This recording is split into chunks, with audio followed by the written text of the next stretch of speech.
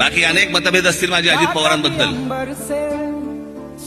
पण एक गोष्ट तुम्हाला निश्चित सांगतो, अजित पवार या माणसाने कधी जातीपातीचं राजकारण नाही केलं. मी आजपर्यंत सगळ्या गोष्टी पाहत आलो त्यांच्या, पण एका गोष्टी बाबतीत त्यांनी कधी जातीपातीचं राजकारण केल्याचं आजपर्यंत मला आठवत नाही.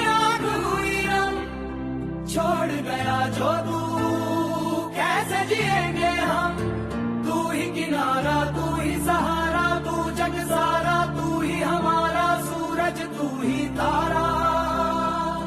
जय जयकारा स्वामी